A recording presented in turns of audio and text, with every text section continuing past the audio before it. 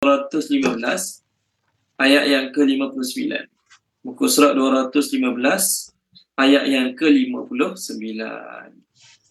Okey. Sebelum mula kelas, nak maklumkan minggu depan kita cuti ya. Minggu depan kita cuti. Saya mungkin ada di luar kawasan minggu depan. Jadi kita akan jumpa balik insya-Allah tahun depan lah. Kita sambung tahun depan insya-Allah. Okey, muka surat 215 ayat yang ke-59. Doa sikit Bismillahirrahmanirrahim. Recording in progress. Rabbi shrah li sadri wa yassir li amri wahlul 'uqdatam min lisani yafqahu qawli. Rabbi yassir wa la tu'assir wa tammim bil khair.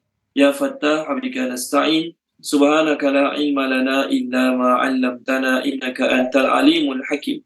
Allahumma anfa'na bima 'allamtana wa 'allimna ma yanfa'una wa zidna ilma walhamdulillahi rabbil alamin. Okey, ayatnya berbunyi qul ara'aytum ma anzalallahu lakum min rizqin faja'altum minhu haraman wa halala. Qul Allahu azina lakum am 'ala Allahi taftarun. Qul katakanlah. Allah suruh Nabi tanya soalan pada orang musyrikin Mekah. Qul katakanlah, ara'aytum, apakah pendapat kamu? Ara'aytum, apakah pendapat kamu? Apa yang anzala telah menurunkan Allahu oleh Allah lakum bagi kamu min daripada rezeki fa lalu ataupun maka ja'altum kamu telah menjadikan minhu daripada rezeki Allah Ta'ala bagi itulah, minhu daripadanya, iaitu daripada rezeki yang Allah Ta'ala bagi itu, haram, wa dan halalan halal. Okey. Qul katakanlah. Okey.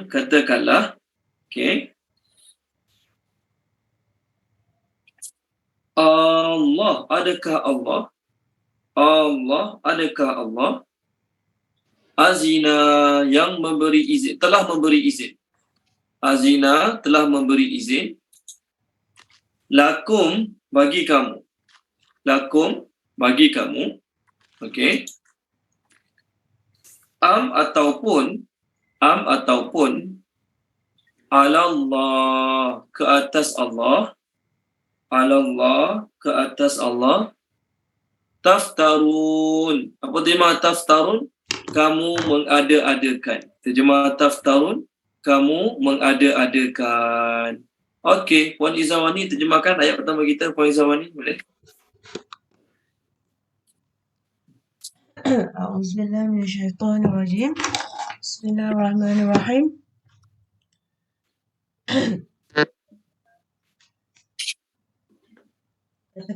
Katakanlah, apakah pendapat kamu apa yang telah menurunkan oleh Allah kepada kamu daripada rezeki, maka kamu menjadikan daripadanya, iaitu rezeki tersebut, haram dan halal.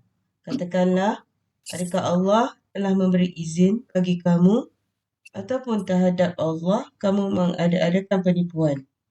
Okey, terima kasih Puan Izawani. Apa relate ayat ni dengan ayat minggu lepas?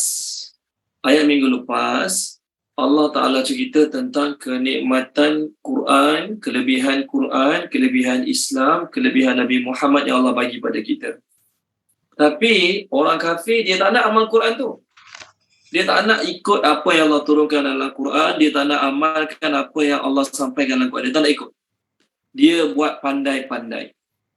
Patutnya, bila Quran tu besar, Quran tu agung, Quran tu terbaik. Saya ulang terjemah ayat minggu lepas. Katakanlah Muhammad, dengan kurniaan Allah dan rahmat Allah, maka dengan nikmat itu hendaklah mereka rasa gembira sangat. Orang Islam rasa gembira sangat dapat Islam, dapat Nabi, dapat Quran. Kerana nikmat itu lebih berharga, lebih mulia, mereka kena gembira sangat kerana nikmat itu lebih baik daripada harta yang orang kafir kumpulkan. Di Quran tu nikmat paling besar bagi orang Islam. Tapi orang musyrikin Mekah tak nak beramal dengan Quran. Tak nak terima Quran. Mereka pilih untuk buat undang-undang sendiri. Mereka pilih untuk buat peraturan sendiri. Maka antara peraturan yang mereka buat sendiri ialah mereka menghalalkan apa yang Allah haramkan dan mereka mengharamkan apa yang Allah halalkan. Allah tak bagi sembah berhala, mereka pandai-pandai sembah berhala. Haram sembah berhala, mereka sembah berhala. Allah tak bagi riba, mereka amalkan riba. Allah tak bagi berzina, mereka ada yang berzina. Allah halalkan makan kambing, lembu, unta, kibas. Tapi mereka pandai-pandai haramkan. Contoh antara mereka perkara yang mereka haramkan ialah, tolong baca dia Puan Amirah boleh? Surah Al-Ma'idah. Kita dah lalu, ayat ni mungkin dah banyak kali kita lalu, tapi tak apa, kita ulang kaji. Puan Amirah tolong baca muka surat 124 ayat 103. Muka surat 124 ayat 103.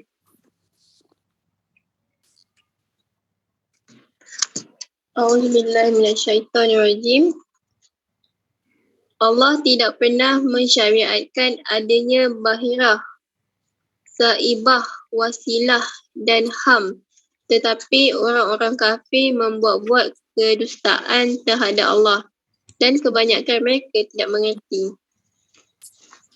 Okey, ada tak penerangan bahirah, saibah, wasilah, ham tu ada tak Puan Amirah? Nota kaki. Ada. Okey, tolong baca nota kaki dia tu. Bahirah.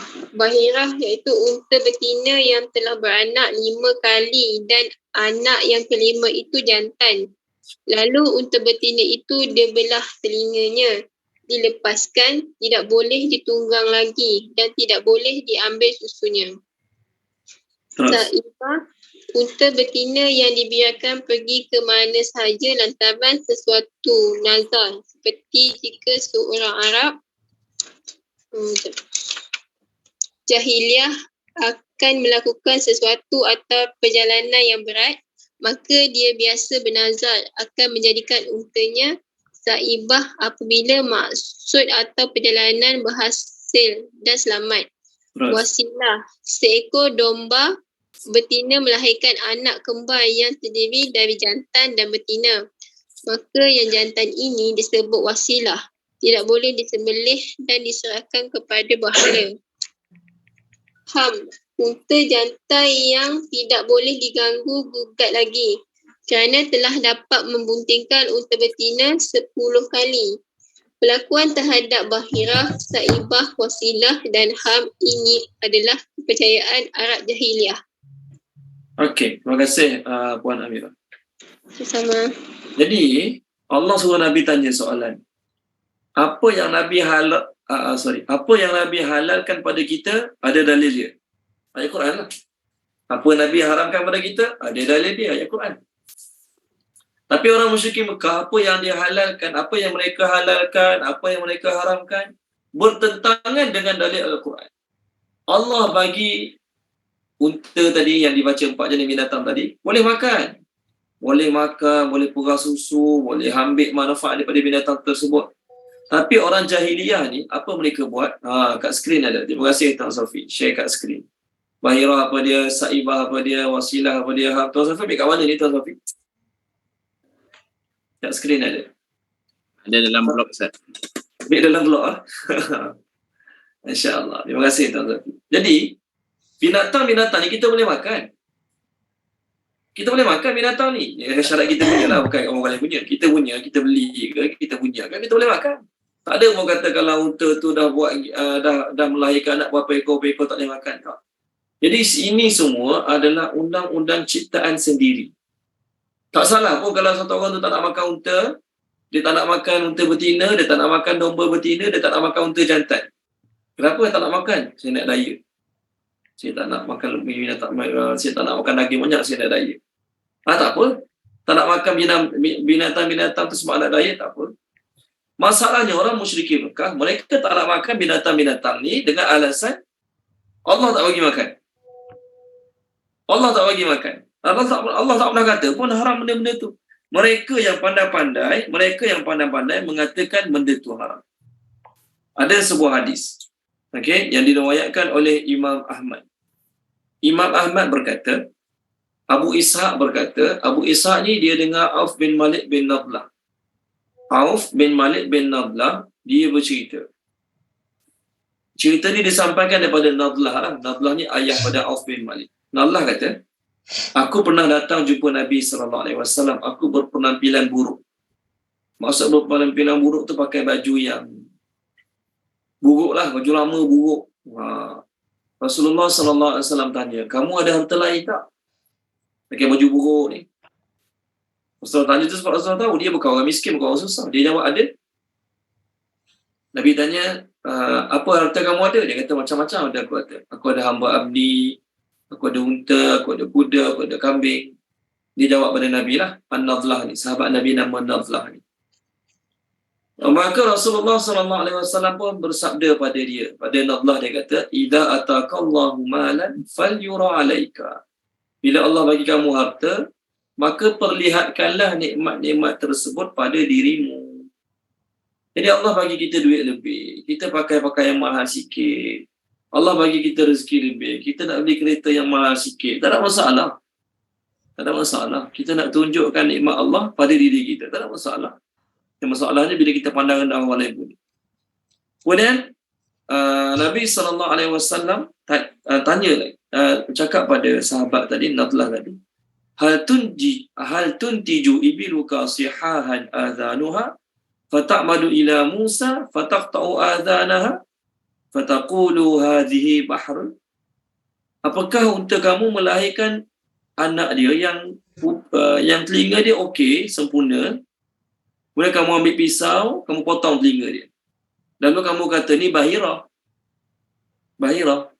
Bahirah tadi kan kita dah bincang. Itu unta yang melahirkan 5 ekor anak, yang kelima tu jantan. Bahirah dia kata.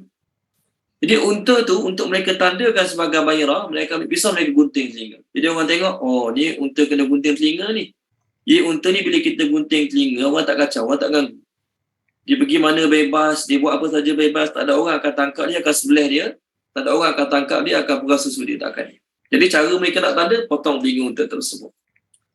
Lalu Nabi SAW cakap lagi, wa tashukku juludaha wa taqulu hadhihi sur. Ada unta-unta yang kamu belah kulit dia, potong kulit dia sikit.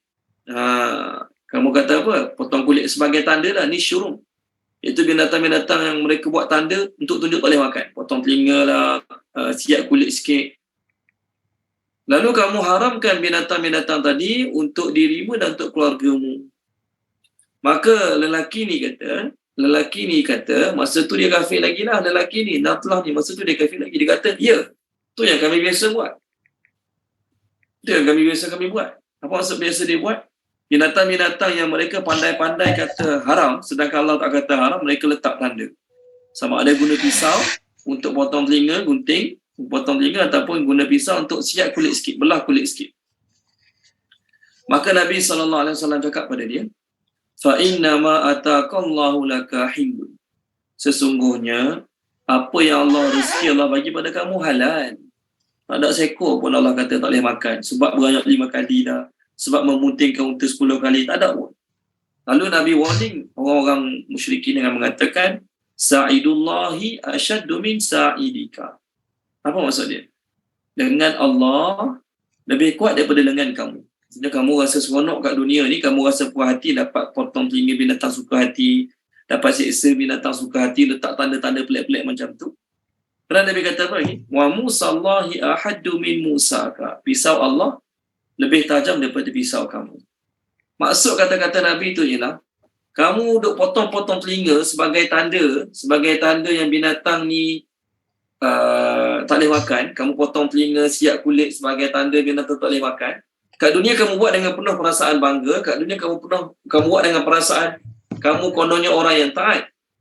Kat akhirat nanti siaplah. Dengan Allah lagi kuat pada lengan kamu. Pisau Allah lagi tajam pada pisau kamu. Sebab tu Allah kata orang musyrikin ni bodoh. Kenapa bodoh? Allah bagi nikmat pada mereka. Allah bagi apa? Allah bagi binatang ternak tu untuk makan. Tapi mereka tak nak makan. Tuan Safi tolong baca boleh? Surah Al-An'am. Kita dah lalu ayat-ayat tu. Surah Al-An'am. Saya cari sekejap Ibnu Abbas kata kalau kamu nak tengok kebodohan orang-orang musyrikin Mekah ni, kamu bacalah surah Al-An'am daripada ayat 135 sampailah ayat atas. Tolong baca Tuan Safi muka surat 146 ayat 138, 139, 140. Boleh Tuan Safi? Ini antara kebodohan orang-orang musyrikin Mekah. Mereka pandai-pandai mengharamkan apa yang Allah tak pernah haramkan. Bismillahirrahmanirrahim.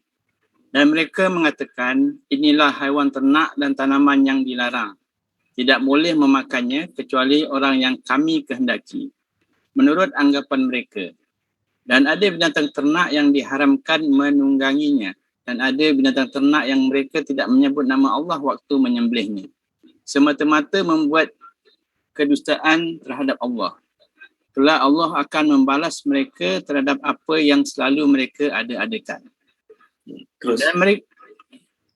Dan mereka mengatakan apa yang ada dalam perut binatang ternak ini adalah khusus untuk pria kami dan diharamkan atas wanita kami. Dan jika yang dalam perut itu dilahirkan mati, maka pria dan wanita sama-sama boleh memakannya.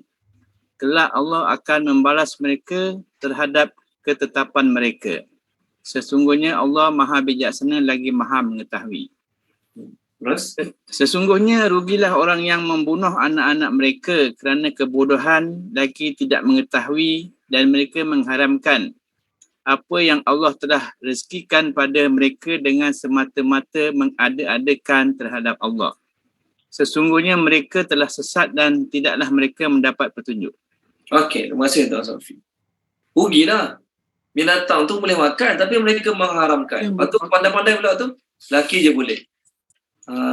Bukan pria Tuan Safi, dengar pria tadi kan. Pria. Lelaki Ustaz. Dengar pria tu pria tu maksudnya lelaki. Mereka buat undang-undang dia kata, yang ni lelaki je boleh makan, perempuan tak boleh makan. Ada tak dalam syariat kita, benda ni lelaki je boleh makan, perempuan tak boleh makan? Mana ada pelik-pelik macam tu dalam syariat, tapi mereka pandai-pandai. Okay, jadi ayat kita sekarang, Allah Ta'ala kata, adakah Allah izinkan kamu untuk kamu cakap macam tu? Untuk kamu buat undang-undang macam tu? Ataupun kamu pandai-pandai mengatakan terhadap Allah apa yang Allah tak kata? Tak nak makan tak apa. Kita tak nak makan tu, tak nak makan ni, tak apa. Sebab kita tak lalu, tak minat, contohlah kan. Tak selera, kita nak diet, tak apa, tak nak makan. Tapi jangan mengharamkan. Kerana mengharamkan sesuatu yang Allah Ta'ala tak harapkan, hukumnya adalah berdosa. Bahkan kesan penipuan ini, cucu cicit mereka, keturunan mereka merasakan baik kalau tak makan 4 jenis binatang tadi lah. Bahirah, wasilah, saibah, baik. Kenapa tak makan? Kami sedang buat ritual keagamaan yang Allah suka sangat. Okey, baik. Sama ayat 60. Kat skrin ada ayat 60. Wa dan ma apakah? Zon sangkaan. Alladzina orang-orang yang yaftaruna mengada-adakan. Okey. Ala Allah, atas Allah, al-kazib, penipuan. Okey. Yauma pada hari, al-qiyamah, kiamat.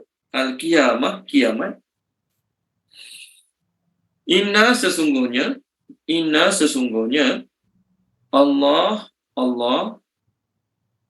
la benar-benar okey, zu fadlin mempunyai kurniaan, okey, ala ke atas annas manusia wa dan lakinna tetapi lakinna tetapi aksarahum kebanyakan mereka la tidak yashkurun bersyukur. Okey, tolong terjemahkan dia. Puan Asmah terjemahkan. Puan Asmah ayat kita sekarang. Untuk sahabat-sahabat yang baru masuk, kita sekarang muka surat 215 surah Yunus ayat yang ke-60.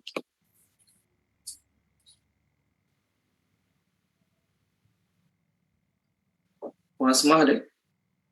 Mikrofon dia tak working, Ustaz. Okey, baik, tak apa. Puan Maisarah terjemahkan boleh, Puan Maisarah? Boleh, Ustaz. Dan apakah sangkaan orang-orang yang mengada-adakan atas Allah penipuan pada hari kiamat? Sesungguhnya Allah benar-benar mempunyai kurniaan ke atas manusia dan tetapi kebanyakan mereka tidak bersyukur. Okey, baik. Apa maksud ayat ni? Maksud Puan Maisarah. Kat dunia ni kan. Okey, baik, tak apa Puan Asmah. Maaf, Ustaz ada masalah teknikal. Puan Asmah tak boleh nak baca masalah mikrofon. Tak apa. Kat dunia ni orang kafir yang mereka-reka ajaran tadi lah, yang pandai-pandai kata tak boleh makan bahirah, tak boleh makan wasilah, tak boleh makan saibah, tak boleh makan ham tadi. Mereka rasa takut tak? Tak. Mereka rasa bersalah tak? Tak. Sebab apa? Sebab mereka tak kena azab pun. Mereka kata apa? Dah lama kami buat undang-undang ni. Kalau Allah tak setuju dengan kami, kenapa Allah tak azab kami? Kami dah lama praktikkan undang-undang kami ni, peraturan kami ni tak payah makan binatang-binatang tadi sejak dulu lagi. Tapi tak kena azab pun. Jadi mereka beranggapan kat dunia ni oleh kerana mereka buat undang-undang tadi, peraturan tadi tak kena azab, tak apa. Kenapa tak apa? Dah kami dah lama buat, tak kena apa-apa. Ni cara orang kafir berfikir. Tengok surah An-Nahli. Tolong baca dia balik. Surah An-Nahli. Puan Norazilah, tolong baca Puan Norazilah. Surah An-Nahli. Ini cara berfikir orang kafir. Apa cara berfikir mereka? Bila Allah tak datangkan azab, bila Allah tak bagi musibah, bila Allah tak bagi bala bencana, maknanya tak apa. Itu cara berfikir yang salah tu. Muka surat 271 ya, Puan Norazilah. Muka surat 271 ayat 35. Ayat berapa? 35. 35. Okey. A'udzubillahi minasyaitonirrajim. Dan orang-orang musyrik berkata, jika Allah menghendaki, nescaya kami tidak akan menyembah sesuatu apapun selainnya, baik kami mahupun bapa-bapa kami, dan tidak pula kami mengharamkan sesuatu pun tanpa izinnya. Demikianlah yang dilakukan oleh orang-orang sebelum mereka. Bukankah kewajipan para rasul hanya menyampaikan amanah Allah dengan jelas? Terima kasih Puan Norazilah. Orang kafir kata, kalau Allah nak, Allah takkan biar kami sembah berhala. Dan kalau Allah nak, Allah takkan biar kami dan nenek moyang kami mengharamkan apa yang kami telah haramkan. Tengok jika Allah kehendaki, nescaya kami tidak akan sembah sesuatu apa pun. Allah boleh buat kan? Jadi Allah buat kami keras, tak boleh berjalan, tak boleh bercakap, tangan tak boleh gerak. Kenapa Allah buat macam tu? Sebab Allah tak redha, tak setuju kami sembah berhala. Allah buat kami sakit terbaring berhari-hari, berminggu-minggu. Kenapa? Sebab kami mengharamkan binatang-binatang yang kami sebut tadi. Jadi Allah biarkan kami hidup dengan tenang, aman, damai ni, tak jadi apa-apa musibah sebab tak apalah. Jadi cara berfikir orang kafir ialah bila buat benda haram, bila buat benda salah, bila buat benda berdosa, tapi tak kena azab, tak kena musibah, maknanya tak apa. Salah tu. Okey, baik, balik semula ayat kita. Jadi Allah kata, kat dunia ni mereka pandai-pandai mengatakan benda yang Allah tak kata. Allah tak kata haram, mereka kata haram. Allah kata halal, mereka kata haram. Allah kata haram, mereka kata halal. Jadi kat dunia ni mereka tenang, hidup dengan tenang, aman, damai, sentosa, bahagia sebab tak kena musibah, tak kena azab lah kan. Jadi Allah suruh Nabi tanya mereka, agak-agaklah apa perasaan mereka pada hari kiamat nanti. Apakah sangkaan mereka kat dunia sekarang pada hari kiamat nanti?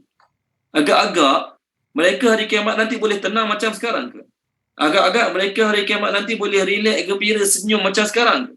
Sekarang ni orang kafir kat dunia, bila mana mereka mengatakan haram, benda yang Allah tak kata haram, mereka gembira, senyum, suka hati, tak ada rasa sedih, takut, risau, tak ada langsung.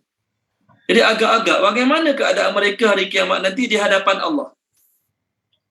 Di hadapan Allah, mereka masih berani lagi nak kata, Allah kata tu haram. Allah kata ni haram.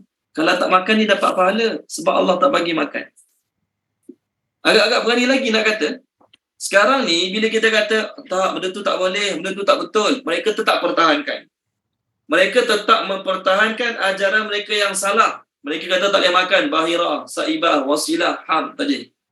Kita kata mana ada. Allah tak pernah pun turunkan ayat mengatakan benda itu haram. Dalam Quran tak ada, dalam Taurat tak ada, dalam Injil tak ada, dalam Zabur tak ada. Tak, mereka tetap berpegang. Ini tak boleh makan. Nenek moyang kami dah ajar dah. Jadi kami berpegang dengan nenek moyang kami. Kita kata tak betul. Kenapa? Nenek moyang kami kata Allah haramkan. Dalil mereka nenek moyang kami kata. Jadi agak-agak ke akhirat, depan Allah, berani lagi tak nak jawab macam tu? Ke akhirat depan Allah, berani lagi tak nak jawab macam tu? Allah kata ni haram. Allah kata ni haram. Berani ke? Kat dunia ni, oleh kerana kamu tak kena azab, Allah tak bagi azab secara cash, secara terus kepada orang yang pandai-pandai. Contoh hari ni, ada orang dia terus buat ajaran sesat. Dia kata, Allah kata kita tak boleh buat ni. Allah kata kita kena buat ni. Allah kata dulu binatang ni haram, sekarang dah halal. Allah kata dulu binatang ni halal, sekarang dah haram. Katakanlah ada orang zaman sekarang keluarkan kenyataan berikut. Ya, dia akan hidup dengan tenang sebab Allah tak bagi azab cash secara terus pada dia. Allah tak bagi azab secara tiba-tiba pada dia kerana dia mengatakan sedemikian. Ya. Agak-agak hari kiamat nanti depan Allah, berani lagi tak nak cakap macam tu? Tu ayat ni. Sekarang ni kat dunia, mereka menyangka tak apa sebab Allah tak azab mereka, sebab Allah tak bagi musibah pada mereka, tak apa. Mereka teruskan ajaran kefahaman yang salah tadi. Tentang makanan yang halal, mereka kata haram. Benda yang haram, mereka kata halal. Buat bertentangan dengan apa Allah kata. Sekarang kat dunia rasa tak apa. Mereka teruskan beramal dengan cara yang salah dan mereka terus mengeluarkan kata-kata yang salah kat dunia ni. Agak-agak, jadi ayat ni nak beritahu, agak-agak kat akhirat berani lagi kita nak cakap macam tu. Depan Allah berani lagi nak cakap macam tu. Saya, contohlah ni saya. Ni sekadar contoh. Saya mengajar. Saya selalu petik kata-kata, saya selalu dalam kelas saya selalu jual nama Dr. Zakir Naik. Jadi Dr. Zakir Naik tak ada dalam kelas kita. Dr. Zakir Naik mana ada dalam kelas kita sekarang kan? Saya bagi kuliah mana-mana ke, saya ceramah mana-mana ke, ataupun online macam ni ke, saya kata apa? Dr. Zakir Naik selalu berkata, Dr. Zakir Naik dalam ceramah dia ada berkata, cik, entahlah tuan-tuan tak dengar semua ceramah Dr. Zakir Naik.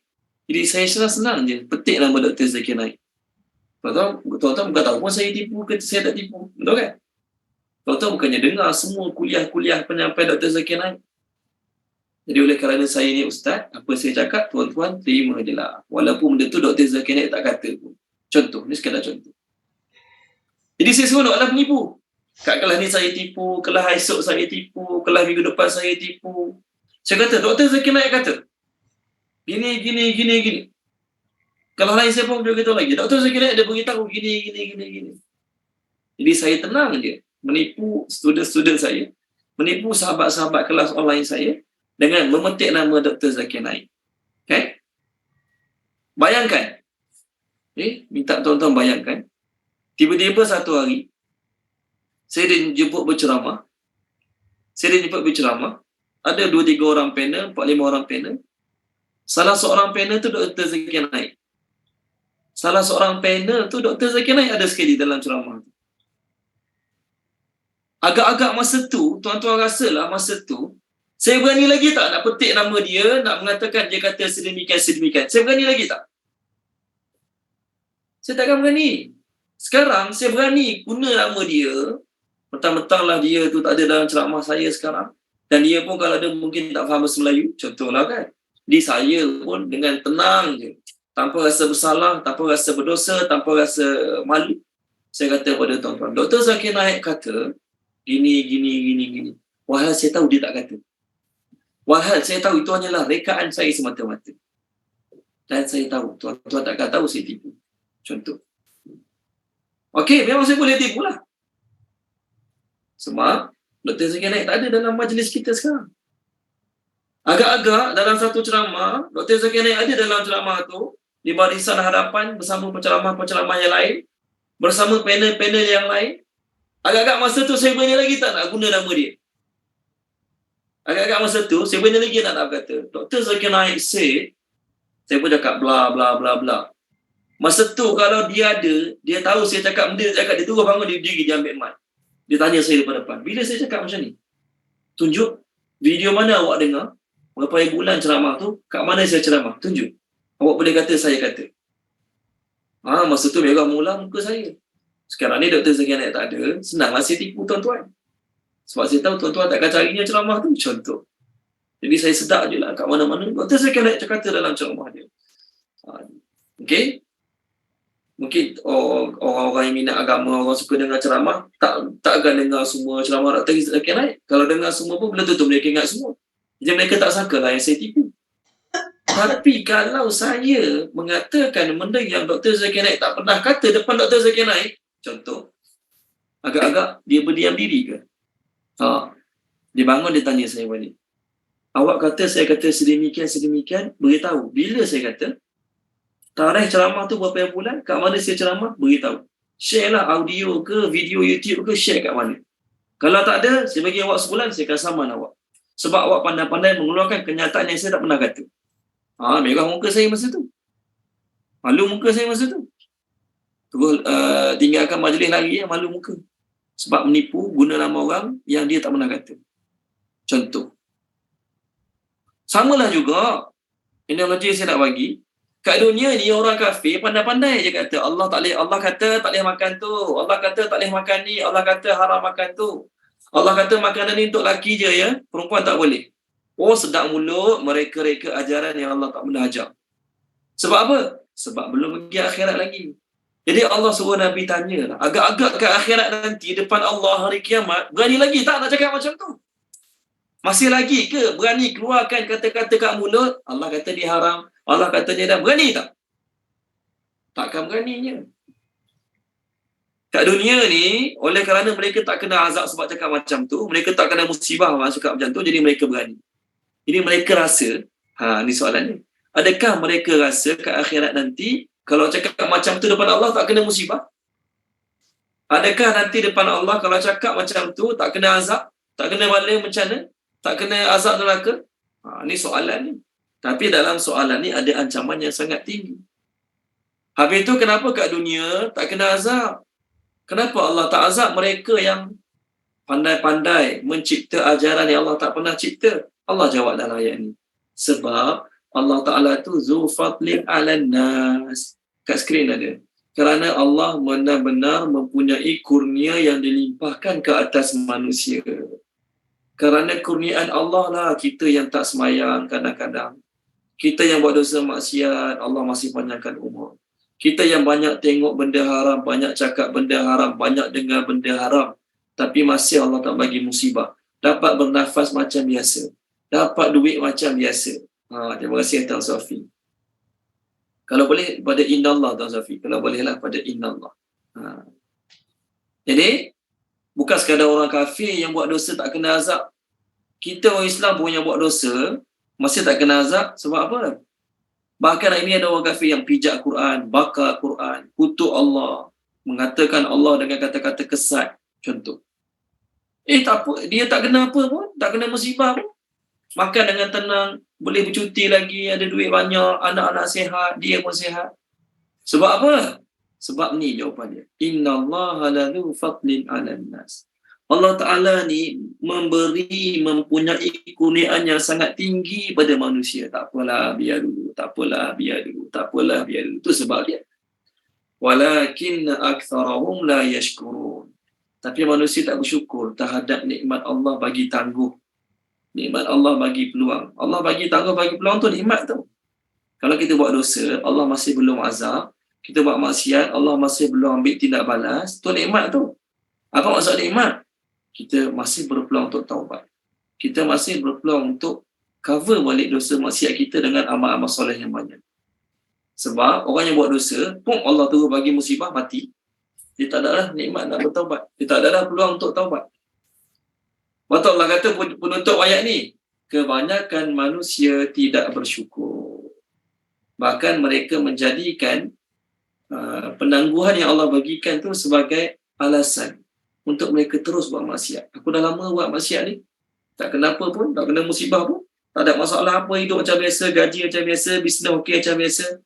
Jadi jalan terus lah. Itu maksud ayat ni. Okey, baik, ayat seterusnya. Wa dan ma tidak. Ma tidak. Takunu kamu berada. Takunu kamu berada. Fi dalam. Sya'nin sesuatu keadaan. Sya'nin sesuatu keadaan. Okey. Wa dan ma tidak.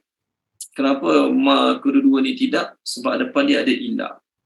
Sebab depan dia ada illah. Tatslu kamu membaca. Tatslu kamu membaca. Minhu daripadanya. Minhu daripadanya. Min daripadanya daripada Quran. Dan kamu tidak membaca daripadanya pada Quran. Min daripada Quranin, sesuatu bacaan. Jangan berbeza pula. Minhu daripadanya daripada Quran. Lepas tu min daripada lagi. Quran ni terjemah dia sesuatu bacaan. Bukanlah maksud Quran kat kedua ni lafaz Quran yang pertama tu. Wa dan la tidaklah ta'maluna kamu beramal. Ta'maluna kamu beramal. Okey. Min daripada amalin sesuatu amalan. Amalin sesuatu amalan. Okey. Illa melainkan kunna adalah kami alaikum ke atas kamu syuhudan saksi-saksi iz ketika tufiduna kamu melaksanakan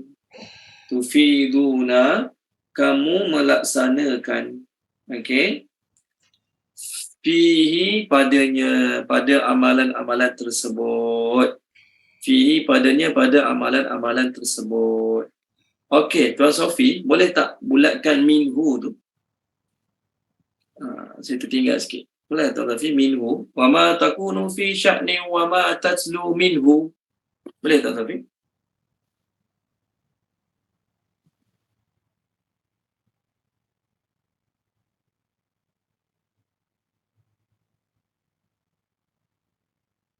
Okey, nampak minhu kat sikit. Betul Tuan Sofi, minhu.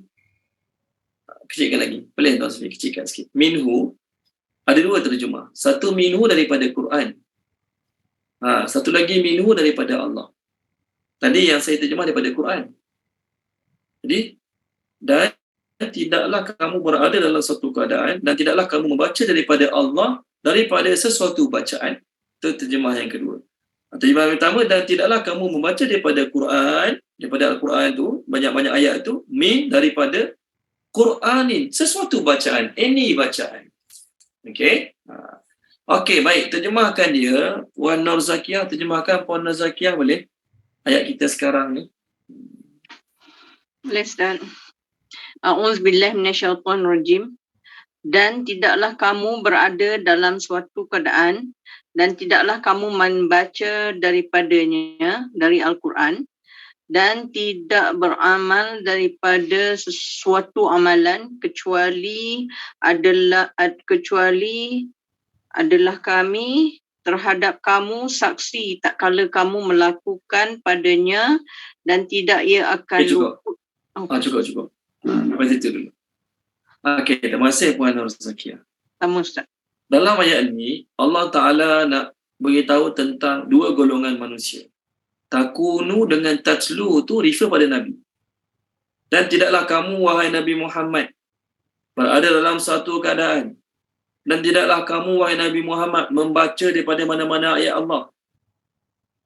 Melainkan kami menjadi saksi kamu melakukannya. Kamu telah membaca Quran dan kamu telah beramal sekian. Okay, itu yang pertama.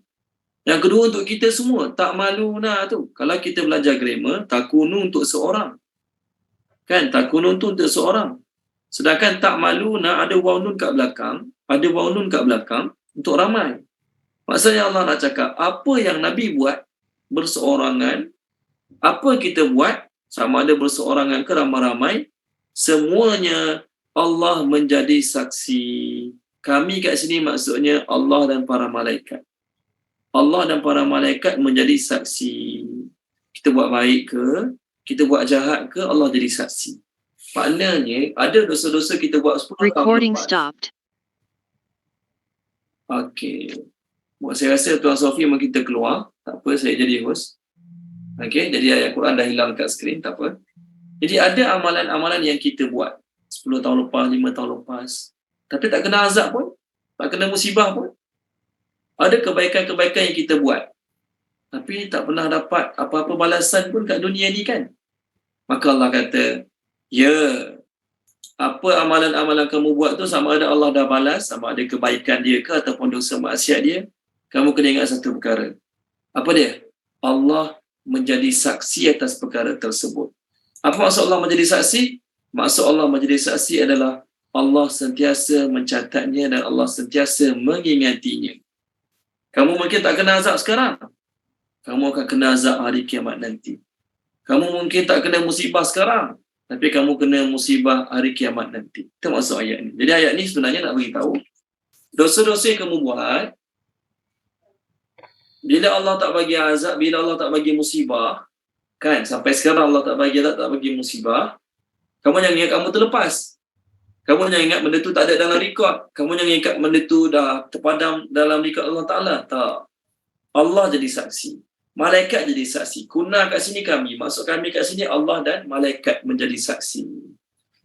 Okey? Jadi kita yang buat dosa banyak, dulu pernah mencuri, dulu pernah buat dosa A, dosa B, dosa D. Dan sampai sekarang hidup tenang, aman, damai, sihat walafiat, tak ada apa-apa masalah. Jangan ingat dosa-dosa tu Allah lupa. Jangan ingat dosa-dosa tak ada dalam rekod. Allah sentiasa ada rekod dia. Allah sentiasa ada dalam simpanan pengetahuan dia apa yang kita telah buat. Bila nak azab, macam mana Allah nak azab, itu terpulang pada ilmu Allah Ta'ala. Selagi kita tak bertaubat, kita jangan fikir benda tu tak apa. Bahaya fikir macam tu. Okay, baik, seterusnya. Wa dan ma tidaklah ya'zubu luput. Hilang, luput. Ai daripada Rabbika Tuhanmu, min daripada mithqali seberat zarratin zarrah, okey,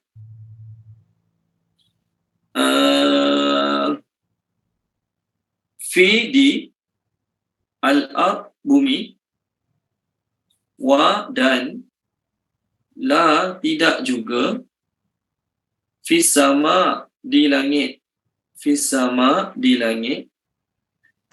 wa dan la tidaklah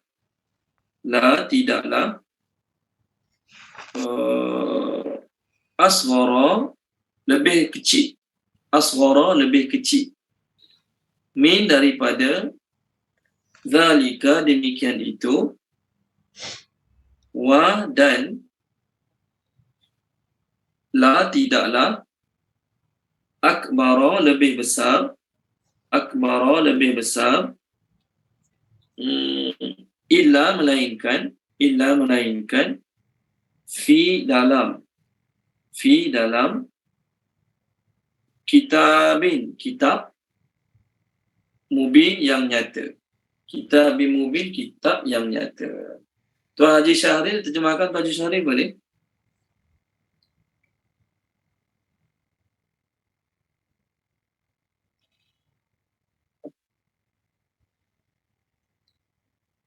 Bismillahirrahmanirrahim. Dan tidaklah luput daripada Tuhanmu daripada seberat zarah di bumi dan tidak juga di langit, dan tidaklah lebih kecil daripada demikian itu dan tidaklah lebih besar melainkan dalam kitab yang nyata. Terima kasih Tuan Syahril. Jadi Allah nak beritahu dosa manusia, amalan-amalan manusia sama ada besar zarah atau lagi kecil daripada zarah atau lebih besar daripada zarah, tidak ada sesuatu pun yang ada di langit, yang ada di bumi, tidak ada sesuatu makhluk, tidak ada sesuatu amalan, tidak ada sesuatu perbuatan, melainkan semuanya telah pun tercatat, tertulis di Lauh Mahfuz. Dah tertulis dari Lauh Mahfuz, dah tercatat dari Lauh Mahfuz apa kita telah buat dan apa kita akan buat. Jadi bagaimana seseorang tu nak merasakan ke akhirat dia lepas? Mungkin kita kalau buat salah banyak, contohlah kita banyak buat salah, mak ayah kita nak ambil tindakan, bos kita nak ambil tindakan tapi tangguh, tak ingat. Tangguh, lupa. Last kali senyap jantung je, contoh. Bos kita nak ambil tindakan kerana kita buat salah. Tapi bos kita sibuk, tangguh. Kita terlepas. Boleh berlaku tak? Boleh berlaku. Jadi kita yang pernah buat salah, tak diambil tindakan langsung sepanjang bekerja sebab bos kita terlupa, sibuk sangat tak sempat nak ambil tindakan. Tapi Allah, walaupun Allah masih belum ambil tindakan terhadap dosa maksiat kita, adakah makna Allah lupa? Adakah makna Allah tak ingat? Tak. Allah sentiasa ingat dan Allah sentiasa catat apa yang kita telah buat.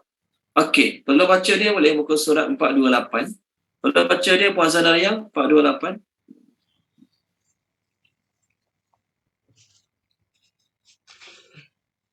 Boleh Puan Zanaria, page 428, ayat yang ketiga.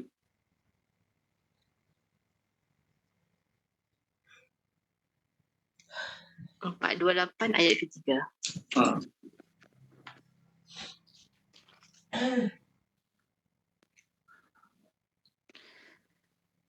Bismillahirrahmanirrahim. Dan orang kafir berkata, hari kiamat itu tidak akan datang kepada kami. Katakanlah, bahkan demi Tuhanku yang mengetahui perkara yang gaib, tiada tersembunyi dari pengetahuannya barang seberat debu yang ada di langit atau di bumi, dan tidak ada yang lebih kecil dari itu atau yang lebih besar, melainkan semuanya tertulis di dalam kitab yang terang nyata. Lauh Mahfuz. Terima kasih Puan Zanaria, terima kasih. Jadi semua itu telah tercatat, apa yang kita telah buat. Tidak bermakna Allah lupa, Allah lalai. Kenapa fikir Allah lupa, Allah lalai? Sebab Allah tak ambil apa-apa tindakan pun. Sebab Allah tak ambil apa, Allah tak bagi sebarang balasan pun. Jadi kita rasa tak pun. Itu adalah kefahaman yang salah yang menyebabkan manusia ramai tertipu. Sebab itu dalam surah Al-Infitar. Tolong baca boleh surah Al-Infitar. Tolong baca dia Puan Izawani, surah Al-Infitar. Buka surat, saya cari je. Allah kata, ya ayyuhal insan ma gharraka bi rabbikal karim. Muka surat 587 ayat 6. 587 ayat 6. Boleh Puan Izawani? Bismillahirrahmanirrahim. Hai manusia, apakah yang memperdayakan kamu berbuat derhaka kepada Tuhanmu yang Maha Pemurah? Okey, terima kasih Puan Izawani. Hai manusia, apakah yang telah memperdayakan kamu untuk membuat derhaka kepada Tuhanmu yang Maha Pemurah? Apa maksud ayat ni? Maksud ayat ni, oleh kerana Tuhan tu Maha Pemurah, tak lekas marah, tak lekas ambil tindakan, tidak lekas memberi balasan, maka kamu terpedaya dengan kemurahan Tuhan kamu. Kita nampak bos kita baik, kita nampak bos kita pendiam, kita nampak bos kita jenis tak cepat marah, maka kita ambil kesempatan lah. Kita berani masuk lambat, kita berani balik awal, kita berani buat benda-benda tak boleh buat kat pejabat. Sebab apa? Bos kita baik. Bos kita baik, bos kita pendiam, bos kita tak pernah marah kita pun, bos kita tak pernah tegur kita pun. Jadi kita tertipu dengan sikap baik bos kita. Kita tak tahu, semua dia rekod. Hari ni kita masuk lambat, dia rekod. Hari ni kita balik awal, dia rekod. Dia record. Hari ni kita pergi rehat, patutnya rehat makan tengah hari 1 jam. Kita rehat 2-3 jam tengah hari. Dia diam je. Kita rasa tak apalah sebab dia diam. Tapi semua tu dia record. Jadi Allah kata, wahai manusia, apakah menyebabkan kamu terpedaya dengan kemurahan sifat kemurahan Tuhanmu? Jadi Allah punya sifat kemurahan, tak azab kita, tak beri musibah pada kita untuk suruh kita taubat. Tapi kita tak cerdik, kita jadikan kemurahan Allah Ta'ala itu peluang untuk kita terus buat dosa maksiat. Lepas tu Allah tanya soalan tu, wahai manusia, apa sebabnya kamu terpedaya dengan sifat kemurahan Tuhanmu tu? Okey, baik. Jadi kena ingat, semuanya dicatat oleh Allah. Maka cara dia taubat pada Allah sungguh-sungguh dan akan datang niat untuk tidak mahu lagi melakukannya. Itulah baru betul orang yang bersyukur nikmat Allah. Kalau tak, dia tak jadi orang bersyukur. Sebab apa tak jadi orang bersyukur? Sebab Allah bagi tangguh, dia merasakan penangguhan daripada Allah tu tak apa. Okey, baik. Perkataan zarrah tu ada 2 terjemahan. Satu, biji daripada sawi. Sawi tu dia ada biji benih dia. Biji benih sawi tu dipanggil zarrah. Allah nak tunjuk kecil lah. Yang kedua, zarrah tu diterjemahkan juga dia panggil asgharun namlah. Semut paling kecil. Semut ni dah kecil dah semut ni. Tapi zarrah tu ada lagi semut yang paling kecil lagi. Sangat-sangat kecil lagi. Boleh? Okey, baik. Sambung ayat baru. Ayat seterusnya. Muka surat surah Yunus. Okey. Muka surat 216.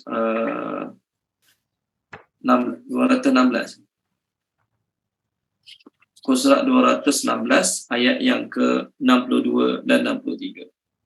Ala ketahuilah, inna sesungguhnya awliya Allah, wali-wali Allah. Awliya Allah, wali-wali Allah. Okey. La tiada khaufun sebarang ketakutan. Khaufun sebarang ketakutan. Alaihim ke atas mereka, wah dan la tidak hum mereka yahzanun akan bersedih. Teruskan ayat baru dalam bracket tulis iaitu allazina orang-orang yang amanu beriman wa dan kanu adalah mereka itu okey, yattaqun bertakwa dalam mereka itu selalu, tambah sikitlah, selalu bertakwa. Okey, Puan Amirah, terjemahkan Puan Amirah. A'udzubillahiminasyaitanirrajim. Ketahuilah sesungguhnya Allah tiada sebarang ketakutan ke atas Wali-wali Allah, tertinggal. wali-wali Allah. Wali-wali Allah. Tiada sebarang ketakutan ke atas mereka dan tidak mereka akan bersedia. Iaitu orang-orang bersedih Puan, bersedih bukan bersedia. Iaitu orang-orang yang beriman dan adalah mereka itu selalu bertakwa. Okey, baik, terima kasih Puan Amirah. Sama. Jadi Allah tadi Allah warning lah, ayat tadi Allah warning orang-orang kafir yang tak kena azab kat dunia. Jangan fikir tak apa, jangan fikir boleh terlepas, jangan fikir Allah lupa, jangan fikir Allah dah hilang rekod.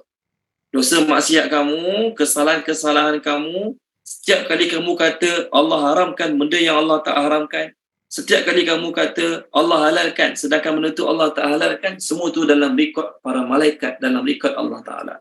Jadi jangan rasa tak apa, jangan kata tak apa. Jangan rasa tak apa, jangan rasa benda tu tak akan kena sampai bila-bila. Ya, mungkin kamu tak kena kat dunia, tapi kamu akan kena kat akhirat. Ayat sekarang, bagaimana pula dengan orang-orang yang ikut Quran, ikut Nabi, ikut perintah Allah, tak berani nak cakap benda yang Allah tak cakap. Tak berani nak mereka-reka sesuatu yang Nabi tak pernah ajar, Allah tak pernah ajar. Tak berani. Maka untuk mereka Allah kata, ketahuilah sesungguhnya wali-wali Allah. Siapa wali Allah? Perkataan awliya, okey, dia berasal perkataan wala. Wala tu adalah kemuliaan. Terjemah wala tu kemuliaan satu. Yang kedua terjemah wala tu pertolongan. Jadi kenapa orang tu dipanggil wali Allah? Kerana pertama, perkataan wali tu berasal perkataan wala. Wala tu maksudnya kemuliaan. Jadi kenapa orang tu dipanggil wali Allah? Kerana dia memuliakan agama Allah, memuliakan perintah-perintah Allah, memuliakan ayat-ayat Allah. Sebab tu dipanggil wali Allah. Yang kedua, kenapa dipanggil wali-wali Allah? Kerana perkataan wali itu memberi makna penolong. Dia menolong agama Allah. Sebagaimana bapa merupakan wali kepada anak perempuan. Kenapa bapa jadi wali pada anak perempuan? Saya belajar dulu bila ada ustaz-ustaz dapat anak perempuan, maka ustaz-ustaz lain pun cakap kat dia, Masya Allah, tahniah hantar dah jadi wali.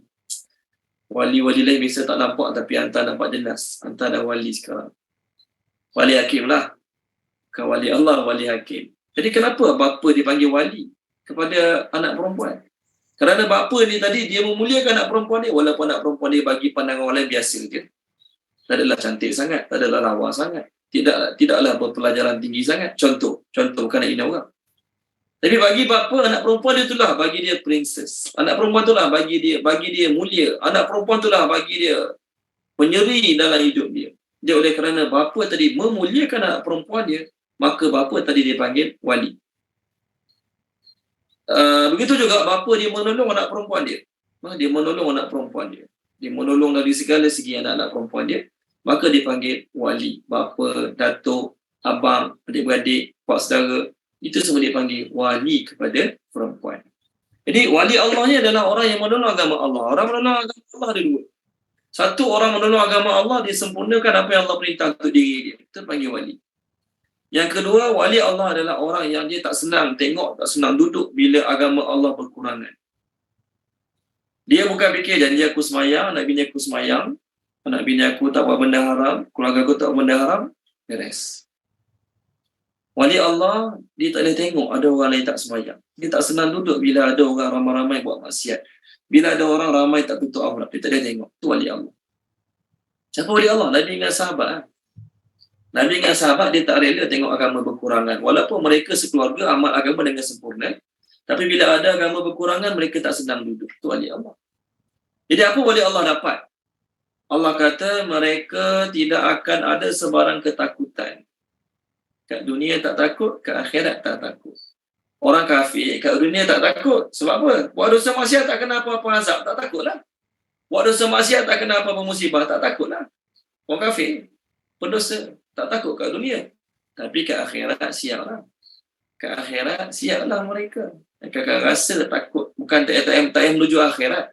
Masa nak mati lagi dah macam-macam ketakutan mereka dapat. Saya cakap kat akhirat tu bila kiamat tak tahu lagi. Ni masa nak mati, tengok muka surat 139. Boleh tak muka surat 139 Tolong baca dia Tuan Sofi, muka surat 139. Page berapa ya? Page ketiga, ayat ketiga page tersebut. Ayat berapa ya? Saya cari. Ayat yang ke-93 Tuan Sofi, 93. Bismillahirrahmanirrahim. Dan siapakah yang lebih zalim daripada orang yang membuat kedustaan terhadap Allah atau yang berkata telah diwahyukan kepada saya padahal tidak ada diwahyukan sesuatu pun kepadanya. Dan orang yang berkata saya akan menurunkan seperti apa yang diturunkan Allah. Alangkah dahsyatnya sekiranya kamu melihat di waktu orang-orang yang zalim berada dalam tekanan sakaratul maut, sedang para malaikat memukul dengan tangannya sambil berkata, keluarkanlah nyawamu. Di hari ini kamu dibalas dengan siksa yang sangat menghinakan kerana kamu selalu mengatakan terhadap Allah perkataan yang tidak benar dan kerana kamu selalu menyombongkan diri terhadap ayat-ayatnya. Dah kiamat ke belum Tuan Sofi? Belum Ustaz, baru nak meninggal ni. Baru nak meninggal. Terima kasih Tuan Zafi. Tak tunggu kiamat, baru nak meninggal ni. Tengah sakaratul maut. Masa tu dah merasa takut yang gila-gila punya. Tak payah tunggu masuk kubur. Tak masuk kubur pun lagi orang ni. Tak masuk kubur pun lagi. Mereka dah menderita melihat siksaan azab masa tengah sakaratul maut. Untuk orang beriman, untuk wali-wali Allah, tidak perlu takut. Mereka tak perlu takut. Kat dunia tak perlu takut. Kat akhirat tak perlu takut. Kat dunia masa nak mati, malaikat datang. Kat dunia masa nak mati, malaikat datang. Tengok surah apa ya? Puan Maisarah tolong baca. Saya cari muka surat sekejap. Puan Maisarah. 480 ayat atas sekali. 30-31. 480 ayat 30-31. Boleh Puan Maisarah? Surah apa tu Ustaz? Dah Fussilat. Fussilat. Sorry.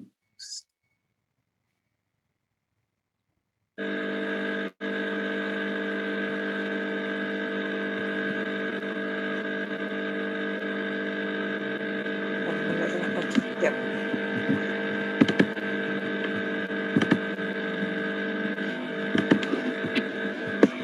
Fussilat 480 ayat 30-31.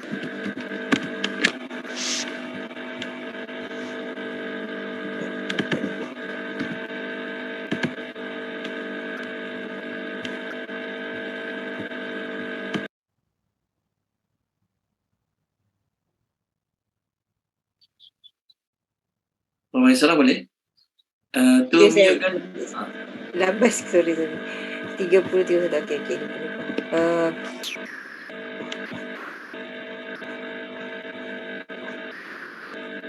Okey.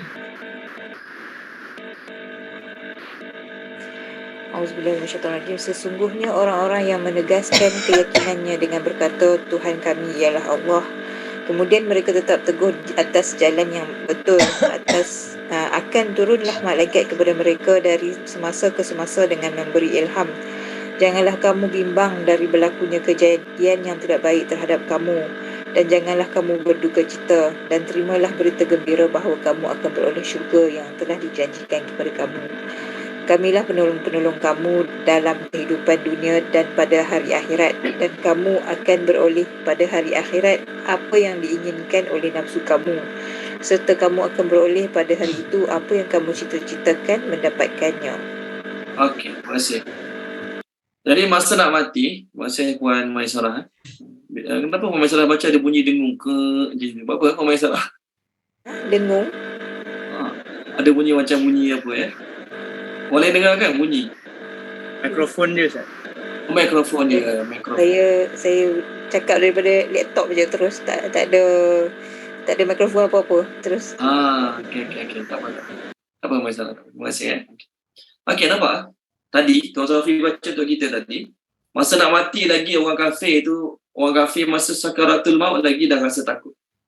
Allah katakan Nabi, kalau kau tengok masa malaikat pukul mereka suruh keluar roh tu, memang kau tengok suasana sangat dahsyat. Ni orang mukmin, dia istiqamah, malaikat turun masa dia nak mati. Malaikat kata apa? Jangan takut, jangan sedih. Kamu akan dapat syurga nanti, Kamilah penolong-penolong kamu dunia akhirat. Okey, siapa wali Allah? Ayat tu beritahu. Ayat yang kita sekarang ni, ayat kedua page ni beritahu. Wali Allah adalah orang beriman dan orang bertakwa. Itu wali Allah. Bukan wali Allah tu boleh jalan tahir. Bukan wali Allah tu bila berlaku banjir kat kampung dia, rumah orang lain naik air, rumah dia seorang tak naik air. Air tak basah pun, rumah dia tak naik air pun. Banjir kena kampung dia. Rumah orang lain semua naik air. Sampai ke ruang tamu, sampai ke dapur naik air. Tapi rumah dia tak masuk air. Maknanya dia wali Allah. Oh, macam tu cara kira dia. Itu masa tahun bila tak? Masjidil Haram banjir, air naik. Macam mana tu? Kira Masjidil Haram tu, orang-orang kat Masjidil Haram tu telah jadi wali Allah sebab air naik. Masjidil Haram masa banjir air naik kan. Sampai ke tahap Bukul Ali, air naik kat kawasan Masjidil Haram. So masa tu kira macam mana? Tak jadi wali dah. Okey, dia wali Allah kenapa kena tembak takluk? Dia wali Allah kenapa kena cocok dengan keris takluk kebal? Itu wallahu alam. Tak ada kaitan langsung tu wali Allah. Nabi orang paling dekat dengan Allah. Nabi lah orang wali Allah paling tinggi tahap dia. Pun luka juga berdarah dalam peperangan Uhud. Sahabat-sahabat lah wali Allah. Sahabat-sahabat wali Allah lah. Tapi kena tombak pun mati, kena panah pun mati, kena senjata berdarah juga.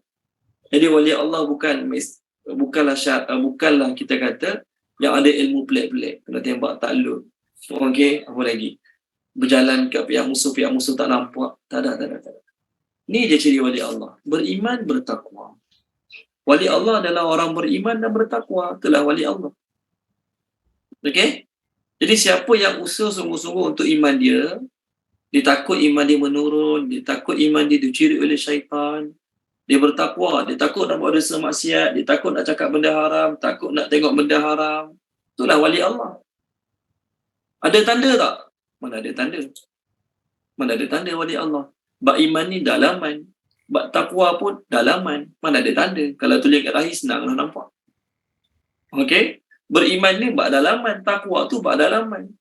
Jadi wali Allah ni mana kita nampak? Yang tahunya Allah. Yang tahu tahap iman kita Allah. Pakaian kita tak menunjukkan tahap iman kita. Maksud saya, bukanlah kita pakai baju buruk-buruk, tak. Kita pakai jubah, pakai serban. Adakah makna iman kita lagi tinggi pada orang tak pakai jubah dan tak pakai serban? Kita pakai tudung lampu, pakai purdah. Adakah bermakna iman kita lagi tinggi, lagi kuat? Ketakwaan kita lagi tinggi berbanding perempuan lain yang hanya pakai tudung biasa, tak pakai purdah, tak pakai jubah? Bukan. Iman tu bab dalaman. Ketakwaan tu bab dalaman. Jadi wali Allah adalah orang beriman dan mereka selalu bertakwa, bukan sekali-sekala. Ini dengar ceramah, dengar kuliah, rasa semangat, tinggal dosa maksiat. Esok buat dosa balik, tanpa rasa bersalah. Tak. Jadi wali Allah adalah orang beriman dan orang yang bertakwa. Jadi wali Allah ni, Nabi sebut dalam sebuah hadis, Allah berfirman, Man adali waliyan, faqad adhantuhu bil harbi. Siapa yang memusuhi wali aku, siapa yang memusuhi wali aku, dia baik dengan Allah, dia dekat dengan Allah, kita cari pasal dengan dia. Jadi seolah-olah kita sedang cari pasal dengan Allah. Bahaya. Orang tu dekat dengan Allah, orang tu jaga solat tahajud dia, orang tu tak suka buat dosa maksiat, bahkan orang tu tak terdetik pun dalam diri dia nak buat dosa maksiat. Dia jaga sembahyang sungguh-sungguh, dia mungkin tak reti ceramah, dia mungkin tak reti tazkirah, dia mungkin tak reti tafsir ayat Al-Quran. Tapi bab dosa maksiat dia takut sangat nak buat. Terdetik pun tak ada dalam hati dia perasaan nak buat dosa maksiat. Bahkan bila tanya sembahyang, dia lah orang paling awal sekali masjid surau. Jadi siapa cari pasal orang macam ni, Allah kata dalam hadis kursi, Man adali waliyan faqad adantuhu bil harbi. Siapa cari pasal dengan wali aku, wali Allah ni dia penolong agama Allah, dia very close dengan Allah. Tiba-tiba awak cari pasal dengan dia, awak tahu tak siapa belakang dia? Allah. Orang tu dekat dengan raja, dekat dengan sultan, dekat dengan agung. Walaupun dia tak terkenal, walaupun dia tak glamour, dia tak ada pangkat apa, tapi dia sangat close dengan agung. Dia selalu bantu urusan yang di-Pertuan Agong. Dia selalu bantu urusan raja jadi mudah. Kita cari pasal dengan dia. Agung dapat tahu kita cari pasal dengan best friend dia, close friend dia, pembantu terbaik dia. Agak-agak kita cari pasal dengan siapa masa tu? Kita sedang cari masalah dengan agung pada masa itu. Ini contoh.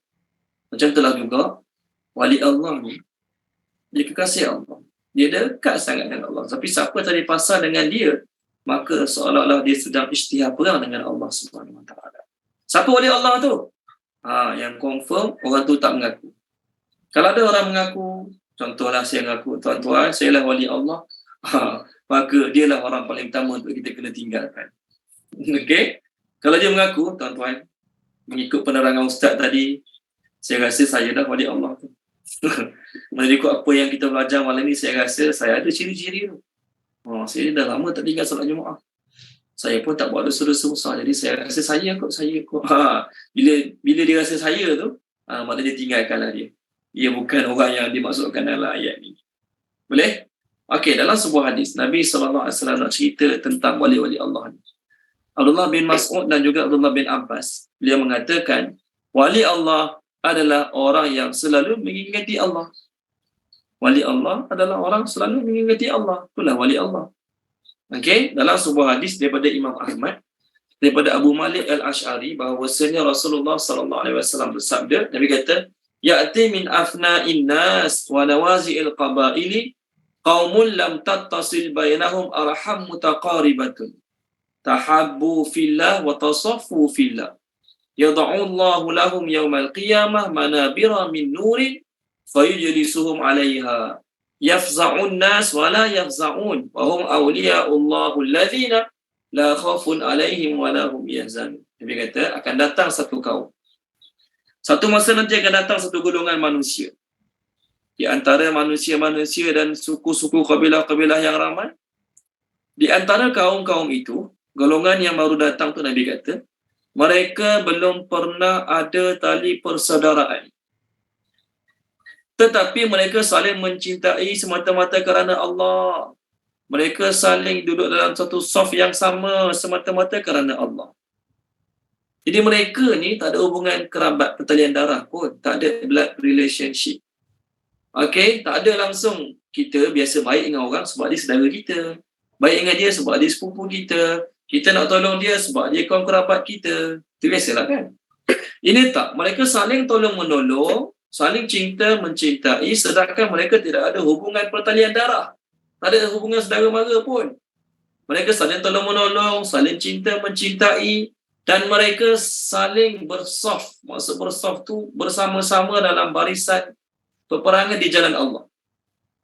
Maka Nabi kata, pada hari kiamat, Allah Ta'ala akan menyediakan untuk mereka mimbar-mimbar daripada cahaya.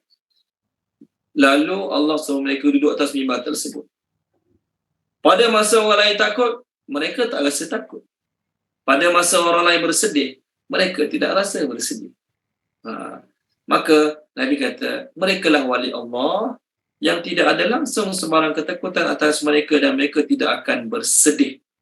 Mereka tak akan bersedih untuk apa yang mereka telah tak dapat kat dunia ni, dan mereka tidak akan bersedih untuk perkara-perkara yang mereka bakal terlepas. Kita nanti ada perkara-perkara yang kita bakal miss kat akhirat. Kita tak dapat tu, tak dapat ni, kita bersedih kan? Mereka tidak akan bersedih lagi. Mereka lah wali-wali Allah. Jadi kalau ikut hadis ni, siapa wali Allah? Orang yang tolong orang, orang yang sayang orang, tidak kira siapa. Kita suka tolong orang, kita sayang orang, tapi orang tu mestilah kaum kerabat kita, ada pertalian darah dengan kita, ataupun at least sekurang-kurangnya kawan baik kita. Kalau orang kita tak kenal, jangan harap kita nak tolong dia. Okey, baik. Ada hadis mengenai hamba-hamba Allah. Ibnu Malik Al-Ash'ari radhiyallahu anhu dia berkata bahawasanya Nabi SAW banyak ada hadis nak tunjuk wali Allah ni adalah orang yang menyayangi orang lain, orang yang fikirkan orang lain, walaupun orang lain tu tak ada pertalian darah. Kita sayang orang, risaukan orang yang ada pertalian darah dengan kita. Daripada Ibnu Malik Al-Ash'ari radhiyallahu anhu, dia berkata, aku duduk bersama Nabi SAW. Maka Nabi bersabda, Allah Ta'ala ni ada hamba-hamba yang dekat dengan dia. Hamba-hamba dia tu bukanlah Nabi, bukan juga orang mati syahid. Para Nabi dan orang mati syahid cemburu dengan mereka. Allah dekatkan mereka, Allah bagi tempat khas pada mereka. Okey? Maka dalam majlis Nabi itu adalah orang-orang Badui. Mereka pun duduk-duduk dengan Nabi, duduk dekat dengan Nabi. Dia laga lutut dengan lutut Nabi, dia letak tangan dia, dia kata, ya Rasulullah, ceritalah pada kami siapa mereka tu, dapat tempat special tu. Maka Ibnu Malik Al-Ash'ari berkata, aku tengok wajah Nabi SAW gembira sangat, sebab tengok orang tu nak tahu ni, tengok orang Badui. Walaupun dia orang Badui tapi semangat nak tahu ciri-ciri wali Allah tu buat Nabi gembira. Maka Nabi kata, wa hum ibadun min ibadillah. Mereka tu hamba-hamba Allah yang lain juga, macam manusia biasa lain juga. Cuma wa min baldani syatta. Mereka datang daripada negeri-negeri yang berbeza-beza, negara-negara berbeza-beza. Maksudnya mereka tidak sebangsa, tidak sebahasa, tidak sewarna kulit. Lam yakun bainahum arham yatawasaluna biha. Mereka tidak ada hubungan kerabat yang mereka biasa hubung. wala dunya yatabadzaluna biha. Dan mereka juga tidak ada duniawi yang mereka saling bertukaran sesama mereka. Kita baik dengan Allah sebab dia bisnes. Saya tak kenal pun si fulan, tapi si fulan tu dia ada kilang minyak enjin. Dia ada kilang minyak lubricant ni, minyak enjin. Saya pun jual minyak enjin. Jadi saya kata apa kata kalau saya baik dengan dia. Mana tahu saya boleh dapat harga lagi murah lagi kalau beli dengan dia. Jadi baik sebab ada bisnes. Baik sebab ada maksud duniawi. Kan? Dia ni banyak kereta ni. Dia saya penjual minyak kereta, minyak enjin kereta. Jadi kalau saya baik dengan dia, mana tahu nanti dia beli minyak enjin kereta saya. Mungkin sebulan 2-3 kali minyak dia beli sebab beli minyak kereta. Baik sebab ada hubung kait. Ataupun dia ni ramai anak murid. Jadi kalau saya baik dengan dia, dia boleh recommend dia beli, saya boleh recommendkan barang produk saya kat dia. Dia akan recommend pada anak-anak murid dia. Ni biasa, baik sebab ada hubungan bisnes. Tapi dia kata tak. Mereka tidak ada hubungan persaudaraan, tidak ada hubungan darah, dan tidak juga berbaik dengan sebab duniawi. Yatahabbuna biruhillah. Mereka ni berkasih sayang semata-mata kerana Allah. Tidak ada maksud lain, tidak ada tujuan lain. Maka Nabi kata, yaj'alullahu wujuhahum nura. Allah Ta'ala jadikan wajah mereka bercahaya.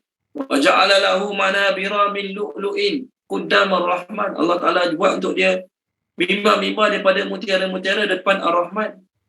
Yafza'un nas wa la yafza'un. Ketika mana orang lain takut, risau, dia tak takut, dia tak risau. Ketika mana orang lain runsing, bersedih, masa itu mereka tak runsing, mereka tidak bersedih. Jadi poin wali Allah ni apa dia? Betul saya sebut wali Allah tadi, dia yang fikir orang lain. Kalau saya jaga sembahyang saya seorang, saya tajuk saya seorang, saya tutup aurat saya seorang, saya baca Quran saya seorang. Tak wali Allah lagi. Itu saya, untuk saya. Untuk agama. Orang lain tak sembahyang, bukan anak aku. Orang lain tak tutup aurat, bukan bini aku. Orang lain tak puasa bulan Ramadan, bukan dia wali aku. Apa aku nak fikir pula? Itu belum tahap wali Allah. Jadi wali Allah ni Nabi sebut tadi, mereka berkasih sayang semata-mata kerana Allah, walaupun mereka tidak ada hubungan darah, walaupun mereka tidak ada tujuan-tujuan duniawi, mereka tetap berbaik. Mereka akan tolong dari sudut apa saja, dan pertolongan paling besar adalah pertolongan amar ma'ruf nahi munkar. Umar Al-Khattab radhiyallahu berkata, Rasulullah SAW bersabda, Nabi kata, inna min ibadillahi unasan mahum bi anbiya'i wala syuhada'a yaqbatuhumul anbiya' wasyuhada' yaumil qiyamah. Mereka tu, Nabi kata, bukan Nabi-Nabi, bukan orang mati syahid, tapi Nabi-Nabi, orang mati syahid cemburu terhadap mereka pada hari kiamat. Kenapa? Sahabat tanya, ya Rasulullah, tukhbiruna bi amrihim. Beritahulah kami pasal mereka tu. Maka Nabi kata, hum qaumun tahabbu bi ruhillah ala ghairi arhamin bainahum wala amwalin yata'atuna fawallahi inna wujuhahum la nurun wa innahum la ala nurin la yakhafuna idha khafan nas wa la yahzanuna idha hazinan nas. Nabi kata, baik, mereka itu adalah orang saling berkasih sayang semata-mata kerana Allah, dalam keadaan tidak ada hubungan kerabat antara mereka dan tidak juga sebab-sebab duniawi yang mereka boleh ambil manfaat sesama mereka. Demi Allah, wajah-wajah mereka bercahaya dan mereka duduk tempat yang bercahaya, nurun ala nur. Mereka tidak berasa takut ketika mana orang lain rasa takut, dan mereka tidak akan bersedih ketika mana orang lain bersedih. Maka Nabi baca ayat, Nabi lepas riwayatkan hadis tu, Nabi baca ayat ni. Ala inna awliya Allah la khawfun alaihim wa la hum yahzanun. Daripada Nabi SAW, dia berkata, Allah Ta'ala berfirman, inna awliyai min ibadi alladhina yadhkuruna bi dhikri wa uzkiru bi dhikrihim. Hamba-hambaku ada wali-wali aku, iaitu hamba-hambaku yang mereka sentiasa berzikir untuk mengingati aku, dan dia sentiasa mengingatkan orang untuk mengingati Allah Subhanahu Wa Taala. Dia sentiasa ingat aku, mereka sentiasa ingatkan orang untuk mengingatkan aku, dan aku sentiasa mengingatkan mereka dengan menyebut tentang mereka di kalangan para malaikat. Okey, wali Allah apa dapat? Sambung sikit lagi, satu ayat lagi, boleh untuk makluman, minggu ni last kelas kita tahun ni, minggu depan kita cuti. Kita akan jumpa balik tahun depan insya-Allah. Boleh? Tahun depan pula. Minggu depan kita cuti. Minggu depan hari Isnin, Selasa, Rabu, Khamis saya tak ada. Saya keluar luar kawasan insya-Allah. Minggu depan kalau hari Jumaat, Sabtu macam biasa. Kalau hari Isnin, Selasa, Rabu, Khamis tak ada. Saya bercuti. Jadi untuk kelahiran Rabu ni kita jumpa balik tahun depan insya-Allah. Okey, satu ayat lagi. Lahum bagi mereka, sambung lahum bagi mereka al-busyra, berita gembira. Al-busyra, berita gembira, glad tiding, fil hayati dunya, di kehidupan dunia, wa, dan fi, di al-akhirah, akhirat. Al-akhirah, akhirat. Okey. La tiada tabdila pertukaran. Tabdila pertukaran li bagi kalimatillah, kalimah Allah. Dalam bracket tulis ketetapan Allah. Tiada penukaran bagi kalimah Allah. Maksud kalimah Allah adalah ketetapan yang Allah tentukan. Zalika demikian itu huwa ialah that he is, apa dia terjemah, al-fawzul azim, kejayaan yang agung. Al-fawzul azim, kejayaan yang agung. Okey. iPhone 11 Pro Max. Siapa yang nama? Sepupu kepada Puan Zanaria ke adik Puan Zanaria? Maafkan saya tak ingat tadi. Sepupu Ustaz. Sepupu kepada Puan Zanaria. Nama apa ya? Saya lupa nama. Nur Zayana. Ya. Nur Zayana ada Quran ke hadapan sekarang? Ada. Okey, tolong baca boleh ayat kita sekarang. Ayat 64 ni. Bismillahirrahmanirrahim. Bagi mereka berita gembira di dalam kehidupan di dunia dan dalam kehidupan di akhirat. Tidak ada perubahan bagi kalimat-kalimat Allah. Yang demikian itu adalah kemenangan yang besar. Okey, Puan Zayana dari mana? Syalam. Oh, Syalam. Section? 22. Masya Allah. Okey, baik. Alhamdulillah. Okey, baik. Terima kasih Puan Zayana. Ini ayat terakhir kita ini. Ayat kita tadi, 62, Allah kata mereka tak takut, mereka takkan sedih kat dunia dan akhirat. Siapa wali Allah? Orang beriman dan juga orang bertakwa. Apa mereka dapat? Untuk mereka akan dapat berita gembira dunia dan akhirat. Jadi orang wali Allah bukan sekadar dapat wali Allah ni bukan sekadar dapat nikmat kat akhirat. Kat dunia kena sedih hari-hari. Kat dunia kena hadapi ujian hari-hari. Kat dunia kena risau hari-hari. Kenapa? Wali Allah ni Allah bagi kat akhirat je. Kat dunia tak dapat apa-apa. No, jangan fikir macam tu. Wali Allah boleh bantu dunia akhirat. Ada yang Allah bantu akhirat saja, Allah tak bantu kat dunia, itu pulang pada Allah. Tapi Allah kata apa dalam ayat ni? Untuk mereka berita gembira dunia dan akhirat. Okey. Untuk berita gembira ke akhirat, untuk berita gembira ke akhirat, kita cerita lepas ni. Kat dunia dulu. Apa berita gembira yang mereka dapat kat dunia? Allah kata bagi mereka berita gembira di dunia dan di akhirat. Wali Allah ni akan dapat glad tiding dunia dan akhirat. Apa makna berita gembira kat dunia yang mereka dapat? 3 makna. Pertama tadi, Puan Maisarah dah baca untuk kita tadi, surah Fussilat. Masa mereka nak mati kat dunia, tengah-tengah sakaratul maut, malaikat datang. Kat dunia tu, belum mati lagi lah, tak masuk kubur pun lagi. Kat dunia lah tu. Malaikat datang, malaikat kata, jangan takut, jangan sedih. Kami akan tolong kamu dunia akhirat. Tu berita gembira kat dunia. Itu yang pertama. Boleh? Itu maksud yang pertama. Yang kedua, maksud berita gembira kat dunia ialah daripada Imam Ahmad, daripada Abu Darda radhiyallahu anhu, Nabi SAW bersabda, Nabi kata, tentang ayat ni Nabi kata, ar-ru'ya salihah yarahal muslimun aw taralahu. Berita gembira yang Allah bagi pada wali Allah kat dunia ini adalah mimpi-mimpi yang gembira, mimpi-mimpi yang baik. Yang mana dengan mimpi tersebut, dia dapat lihat perkara mimpi tersebut, atau orang lain lihat dalam mimpi, orang lain lihat dia dalam mimpi. Kita gembira. dia mimpi jumpa Nabi, Nabi peluk dia, Nabi salam dia, Nabi cium dahi dia. Berita gembira. Nabi senyum kat dia, dia mimpi Nabi naik kapal, Nabi ajak dia naik sama-sama. Berita gembira untuk dia. Ataupun dia tak mimpi, orang lain dapat mimpi tersebut. Orang lain yang mimpi tersebut, nampak dia dalam mimpi. Orang lain nampak dia dalam mimpi tu. Orang lain cakap kat dia, semalam saya mimpi jumpa Rasulullah. Rasulullah ajak saya dan ajak awak sama-sama dalam musafir baginda ke sekian tempat. Contoh, berita gembira. Dia masih kat dunia dan berita gembira tu Nabi kata Allah sampaikan melalui mimpi. Mimpi ada 3. Satu daripada Allah dan malaikat. Yang kedua daripada gangguan syaitan. Ketiga daripada percakapan yang kita banyak cakap siang-siang hari. Yang pada Allah ni lah berita gembira. Allah bagi dia melihat, jumpa dengan orang baik, jumpa dengan sahabat-sahabat, jumpa dengan Nabi SAW. Jadi mimpi yang baik yang orang Islam tengok dalam mimpi dia, ataupun ada orang lain tengok dalam mimpi, ada dia sekali dalam mimpi tersebut. Itu dipanggil berita gembira di dunia. Boleh? Ini hadis hadis Nabi SAW. Mimpi-mimpi ni kalau kita nak bincang panjang awal-awal surah Yusuf. Awal-awal surah Yusuf panjang cerita bab mimpi.